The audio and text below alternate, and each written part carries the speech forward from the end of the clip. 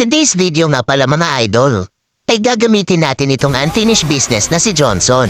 Dahil sa nagkulang ang budget nila ay gulong lang ang nabuo. Walang iba kundi si Baksha. At makakasama natin itong si Batang Pasaway na si Joehead. Tinutulungan ko na nga lang binato pa ako talagang batang pasaway ito. Pinag-aagawan nila itong repolyo. Pero sa akin pa napunta napakaswerte ko naman. Dito mapala napansin nila bakit daw execute ang spell ko. Hindi kasi nila alam na pang KS ito. Tignan nyo kasi kung paano ako mag-KS. Yung akala ni Kimi makakatakas pero ito na ang pinagbabawal na technique. Si Batang Pasaway ay nagpapatulong sa pagong kaya ako naman ay naganyong gulong na ako agad para tulungan ito. Ito na naman ako broom at nabunggo ko pa itong si Kimi minalas ka ata idol. Kaya ayan back to base ka muna. Nag-aagawan na sila sa pagong kaya ako ay tumulong na. Grabe ang bakbakan na nangyari pero hindi ako pinalad sa pagkakataon na ito.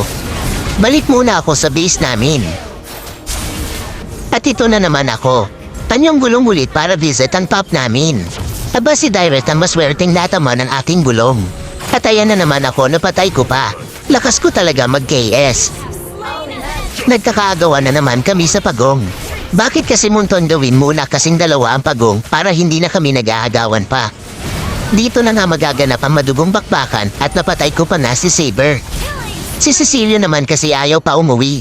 Alam mo naman na sobrang bilis ko mag-transform sa gulong kaya ayan mabibigyan ka na naman. Si Direct bigla na lang sumulpot. Sabi ko kasi uwi na ako matigas din kasi ang ulo ko kaya ayan napauwi na ako sa base nang wala sa oras. Oras na naman para mag-transform sino kaya ang maswerteng mabibigyan. Sorry na lang sa'yo Cecilio na ikaw ang nabunggo ko. Buti na lang at may immortality ako kaya makakatakas pa ako. Salamat naman kay immortality. Sa top namin nandito na naman ang mga kalaban. Kaya ito na naman ang madugong bakbakan. Sabi ko kasi sa inyo malaking tulong ang execute o kita nyo bagsak sa kamay ko si Saver. At dito na nga ang kinakatakutin ng mga kalaban ng paglakas ni Zilong. Kaya triple kill na siya. Na-wipe out na nga namin ang mga kalaban. Parang kaya na naming tapusin ni Zilong ito. Kaya diretso na kami sa pagbasag ng kanilang mga tore. Talagang parehas kami nang nasa isip ni Zilong ang ituor lang ang kanilang tower para kami ay manalo na. Pero sobrang sayang talaga kunting-kunti na lang matatapos na sana. Kaso kinyo lang kami ni Zilong. Ako naman napatawa na lang ako sa ginawa namin ni Zilong dahil hindi pa namin natapos.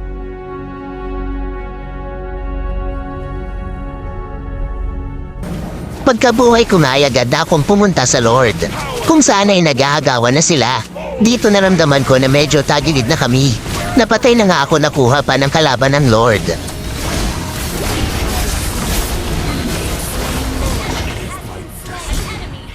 Napatransform na naman ako sa gulong at maghahanap na naman ako ng pwede bangguhin.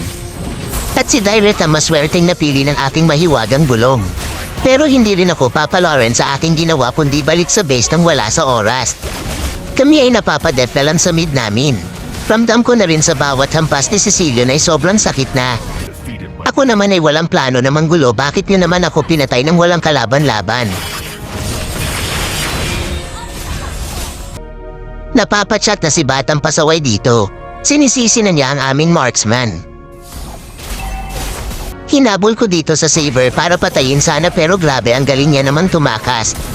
At ito na nga ang aking kinakatakutan. Ang maubos kami at mukhang mangyayari na nga.